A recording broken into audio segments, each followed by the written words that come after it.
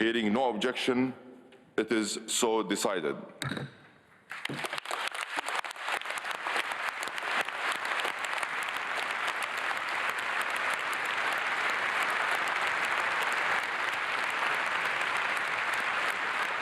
Jubilant scenes at the final session as a resolution was unanimously endorsed at the 11th hour.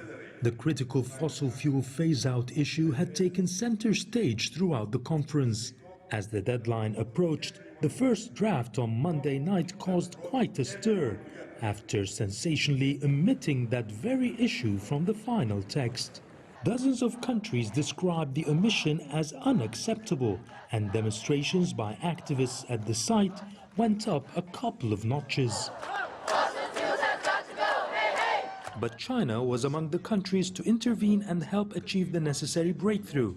Its special envoy said the agreement was something the US and China had been working towards in previous climate meetings.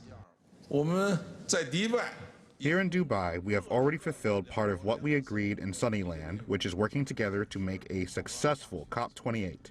When negotiations were getting stuck, we worked together and provided joint proposals to unlock the deadlock in negotiations and facilitate it for the success of the COP. Chinese envoy Xie Zhonghua's American counterpart John Kerry highlighted the importance of cooperation with China at the climate conference. We both hope and are pleased that we think our joint work not only advanced our respective national efforts, but also reflected at the COP in many ways throughout the creating of momentum and providing substantive ideas. According to the final document, the term phase out has been replaced with transitioning away from fossil fuels.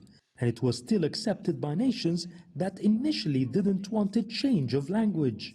Looking at the combined text with the references to science and the references to 1.5, it's actually stronger than what we've had before. Amongst other clauses, the document for the first time puts emphasis on speeding up mitigation and adaptation finance, doubling energy efficiency, and tripling renewable energy production levels.